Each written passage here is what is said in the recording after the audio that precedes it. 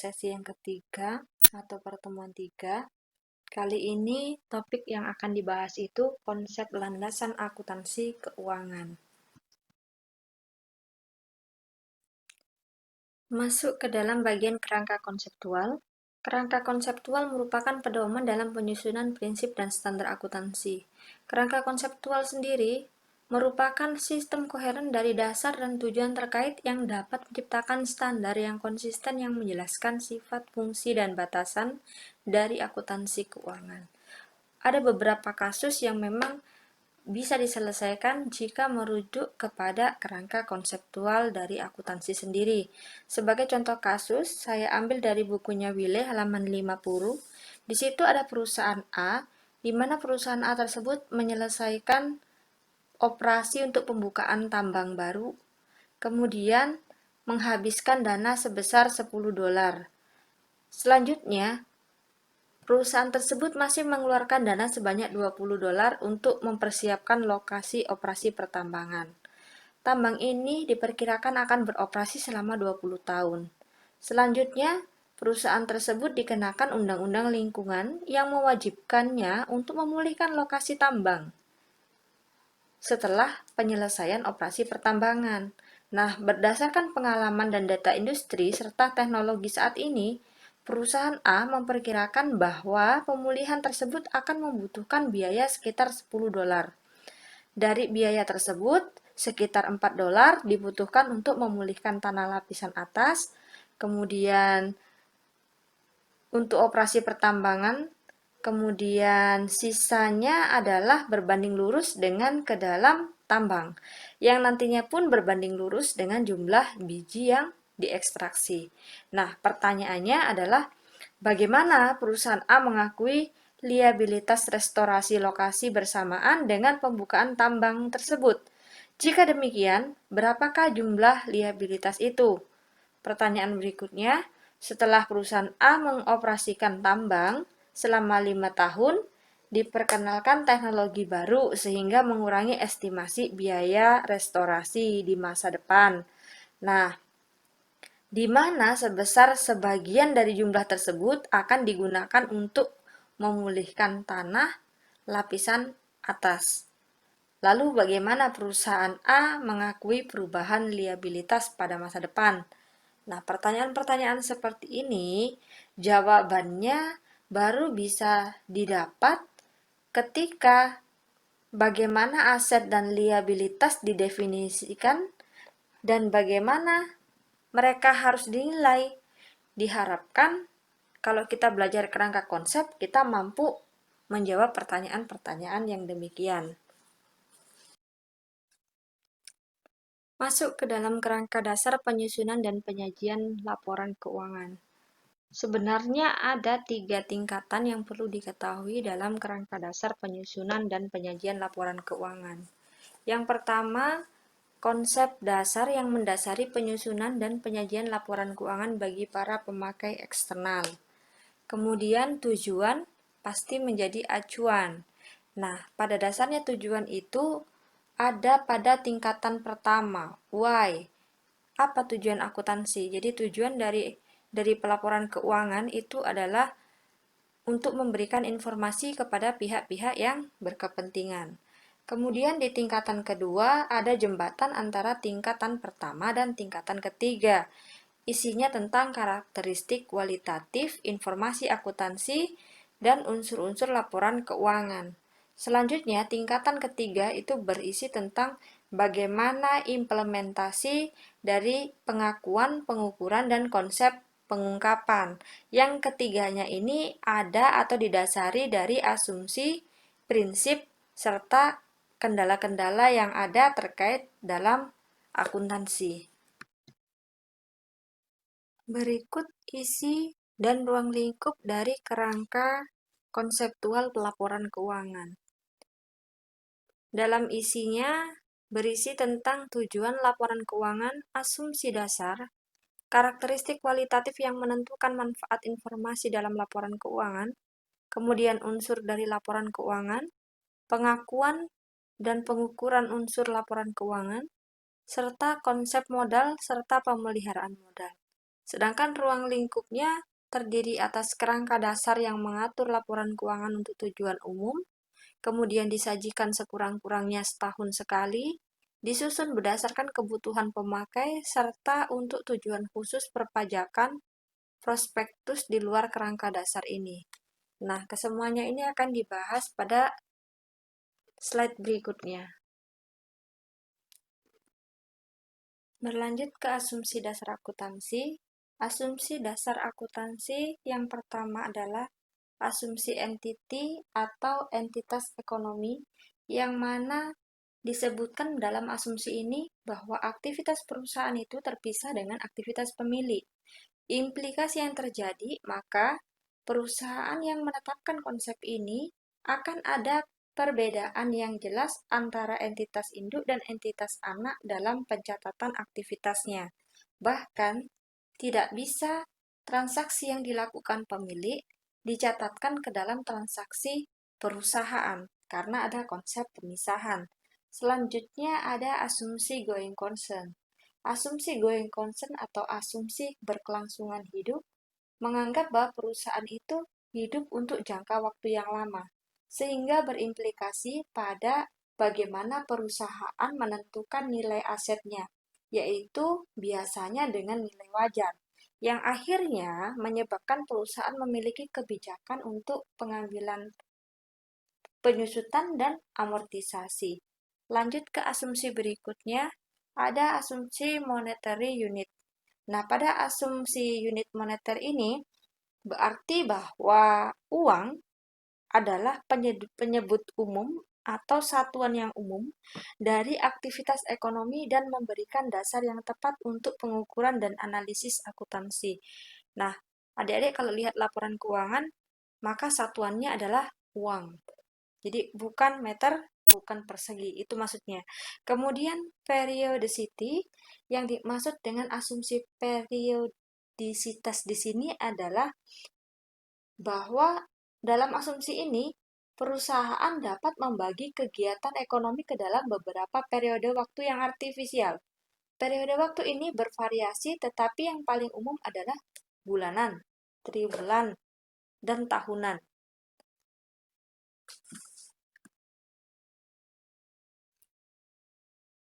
Berikut prinsip-prinsip dasar akuntansi. Yang pertama ada biaya historis. Nah, biaya historis ini biasa disebut dengan prinsip pengukuran. Dalam IFRS mengharuskan perusahaan untuk mencatat dan melaporkan aset serta liabilitas atas dasar harga akuisisi. Hal ini sering disebut sebagai prinsip biaya historis. Biaya ini memiliki keunggulan yang penting jika dibanding dengan penilaian lainnya. Biaya historis umumnya dianggap sebagai penyajian jujur dari jumlah yang dibayarkan untuk item tertentu. Selanjutnya ada prinsip pengakuan pendapatan, yang mana dalam prinsip pengakuan pendapatan tersebut terbagi atas 4 cara dalam mengakui. Yang pertama, mengakui ketika sebelum produksi selesai, setelah produksi selesai, saat penjualan, ataukah ketika uang kas diterima. Selanjutnya ada prinsip pengaitan beban dan pendapatan atau biasa disebut dengan prinsip matching. Dalam prinsip ini, tidak semua alokasi biaya mampu dikaitkan dengan konsep matching atau pengaitan beban dan pendapatan. Anggaplah seperti ini. Jenis-jenis biaya tertentu memang bisa dikaitkan secara langsung dengan antara beban dan pendapatan, tetapi untuk biaya yang lain tidak bisa. Sebagai contoh, ketika kita membicarakan biaya produk, biaya yang melekat di produk akan bisa secara langsung dikaitkan atau diakui secara pengaitan beban dan pendapatan ketika produk itu dijual. Artinya, pengakuan mengakui pada periode pendapatan atau konsep matching, sedangkan untuk jenis biaya periode seperti gaji, biaya administrasi, itu tidak bisa digunakan konsep matching. Kenapa demikian? Biasanya untuk pengakuan yang biaya gaji atau biaya per periode Biasanya beban terjadi dan diakui pada saat terjadinya. Inilah perbedaan antara konsep matching yang mampu diterapkan kepada biaya yang melekat di produk ataukah biaya yang terjadi per periode. Kemudian ada prinsip pengungkapan, di mana prinsip pengungkapan ini adalah selain laporan keuangan disajikan dalam angka-angka, perlu ada bahasan untuk menjelaskan angka-angka tersebut berasal dari mana, yang kemudian memunculkan yang namanya catatan atas laporan keuangan yang berisi tentang informasi tambahan atau biasa disebut supplementary information. Nah, ini bisa dianggap sebagai informasi tambahan agar investor memiliki cukup hati-hati atau memiliki kewaspadaan terhadap isi dari laporan yang disajikan. Berikut berikut gambaran pengakuan dan pengukuran ada pada layar. Nah, ini tadi sudah Ibu jelaskan di slide sebelumnya, seperti inilah gambarannya, tidak jauh berbeda.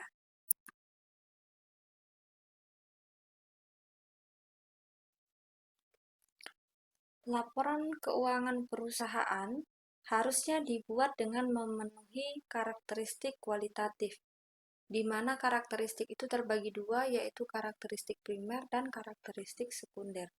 Laporan keuangan haruslah relevan, andal, dapat dibandingkan, serta konsisten.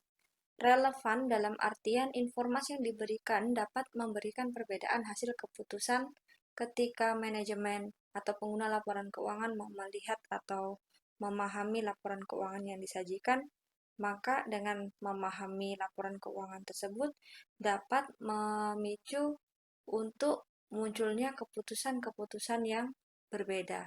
Kemudian andal dapat dipercaya oleh penggunanya, di mana laporan keuangan yang disajikan itu haruslah jujur dan sesuai dengan keadaan yang terjadi di dalam perusahaan. Selanjutnya dapat dibandingkan, disajikan dengan cara yang sama untuk perusahaan yang berbeda. Artinya, perusahaan yang sama-sama di bidang otomotif antara satu perusahaan A dan satu perusahaan B, maka membuat laporan keuangan dengan standar yang sama, dengan karakteristik yang sama, sehingga ketika mau dilihat untuk melakukan investasi, maka keduanya memiliki daya banding. Selanjutnya, konsisten pada penerapan cara penyajian yang sama dari satu periode ke periode berikutnya, bukan hanya pada penggunaan satu periode, kemudian periode depan dia menggunakan karakteristik yang berbeda, metode yang berbeda, sehingga tidak konsisten. Dalam basis akuntansi ada yang namanya basis kas dan basis akrual. Nah, dalam bukunya Keiso, basis akuntansi masuk ke dalam salah satu asumsi dasar akuntansi. Basis kas adalah basis di mana perusahaan melakukan pencatatan atau pengakuan ketika uang atau pendapatan diterima dan beban dibayarkan.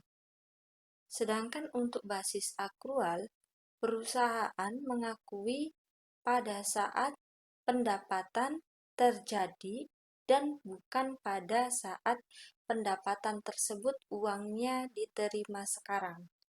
Kemudian, untuk beban diakui pada saat dibayarkan atau pada saat terjadinya. Nah, entitas diperkenankan menggunakan basis akrual sepenuhnya, namun untuk realisasi penyajian laporan realisasi anggaran haruslah berdasarkan pada basis kas. Posisi keuangan dipengaruhi oleh beberapa hal. Yang pertama, sumber daya yang dikendalikan, struktur keuangan, likuiditas, dan solvabilitas. Selanjutnya, kemampuan beradaptasi terhadap perubahan lingkungan. Informasi keuangan berguna untuk memprediksi kemampuan perusahaan dalam menghasilkan kas dan setara kas di masa yang akan datang dan bagaimana penghasilan bersih. dan arus kas akan didistribusikan kepada mereka yang memiliki hak. Selanjutnya, likuiditas dan solvabilitas berguna untuk memprediksi kemampuan perusahaan dalam memenuhi komitmen keuangannya pada saat jatuh tempo.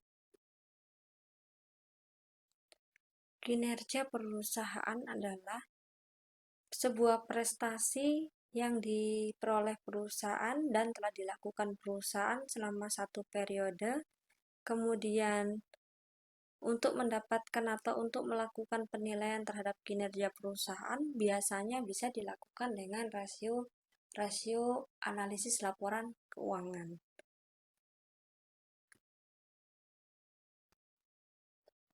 Dalam penyajian laporan keuangan biasanya disajikan selama 2 tahun berturut-turut, tentu dengan tahun sebelumnya. Alasannya adalah agar para pengguna laporan keuangan mampu melihat perubahan posisi keuangan dan melakukan prediksi atas perubahan arus kas masa depan dan kemampuan perusahaan untuk menghasilkan di masa yang akan datang.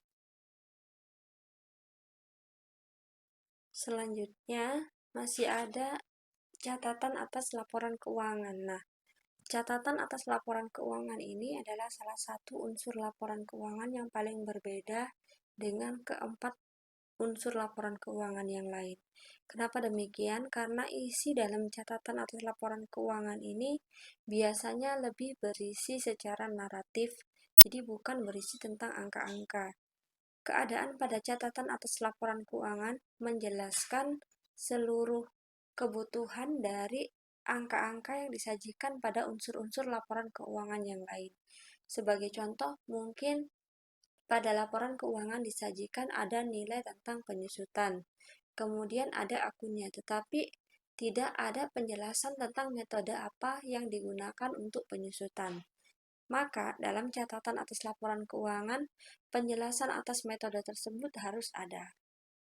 Kemudian, pengungkapan tentang resiko dan ketidakpastian yang mempengaruhi perusahaan dan setiap sumber daya dan kewajiban biasanya juga disertakan dalam catatan atas laporan keuangan. Kemudian juga ada catatan tentang informasi segmen dan geografi serta pengaruhnya terhadap perusahaan. Istilahnya, catatan atas laporan keuangan adalah laporan tambahan ataupun informasi tambahan yang relevan dengan kebutuhan dari pemakai. Masih ada unsur-unsur laporan keuangan. Nah, unsur-unsur ini akan dijelaskan pada setiap itemnya, yaitu yang pertama ada aktiva. Aktiva adalah sumber daya yang dikuasai perusahaan sebagai akibat dari peristiwa masa lalu dan dari mana manfaat ekonomi di masa depan diharapkan akan diperoleh oleh perusahaan. Selanjutnya, kewajiban, di mana kewajiban merupakan hutang perusahaan masa kini dari peristiwa masa lalu, penyelesaiannya mengakibatkan arus keluar dari suatu sumber daya perusahaan yang mengandung manfaat ekonomi. Ekuitas adalah hak residual atas aktiva perusahaan setelah dikurangi semua kewajiban. Nah, pada dasarnya begini, ketika adik-adik melihat neraca, apa yang adik pikirkan? Dari mana munculnya aktiva? Aktiva perusahaan itu sumber daya. Dia tidak muncul dengan sendirinya. Aktiva ini pasti diperoleh kalau bukan dengan cara berhutang, pasti dari cara perolehan dengan bertukar dengan saham, ataukah saham yang dibeli oleh investor berubah menjadi kas dan dari kas tersebut diubah menjadi aktiva. Ataukah para investor sengaja berinvestasi dalam bentuk aktiva. Inilah hubungan sebenarnya antara ketiganya. Tujuan umum dari laporan keuangan, saya rasa sudah berkali-kali diungkap bahwa untuk memberikan informasi kepada para pengguna laporan keuangan. Nah, berguna untuk apa? Tentu berguna untuk keputusan investasi dan kredit, kemudian dapat membantu investor dan kreditor untuk menilai prospek arus kas di masa mendatang, serta dapat menggambarkan sumber daya ekonomis, klaim atas sumber daya tersebut dan perubahannya. Konsep umum dalam pelaporan keuangan Yang pertama, aktiva dan utang dicatat saat perolehan sebesar nilai wajarnya. Selanjutnya, pengukuran berikutnya dengan menggunakan historical cost. Beberapa aktiva perubahan nilai diperkenankan. Semua aktiva merupakan subjek impairment. Aset diturunkan nilainya jika nilai carrying value-nya lebih besar dari nilai wajarnya. Aktiva yang akan dijual dinilai dengan nilai terendah antara carrying value atau fair value dikurangi biaya penjualan. Selanjutnya, historical cost tidak mencerminkan nilai yang tepat dan sulit dibandingkan walaupun reliable. Pengaruh transaksi yang terjadi pada perusahaan dalam satu periode bisa mempengaruhi aktiva, utang, maupun modal. Ketika ada perubahan aktiva dan utang tetapi tidak terkait dengan modal, bisa terjadi ketika ada transaksi pertukaran aktiva dengan aktiva, pertukaran utang dengan utang, perolehan aktiva dengan utang, dan pembayaran utang dengan aktiva. Selanjutnya ada pengaruh transaksi yang mana apabila transaksi itu terjadi, maka akan mengakibatkan perubahan aktiva dan utang sekaligus terkait dengan modal. Contohnya adalah transaksi pendapatan, keuntungan, beban, maupun kerugian. Selanjutnya masih ada jenis transaksi investasi dan divestasi yang merupakan transfer dari pemilik.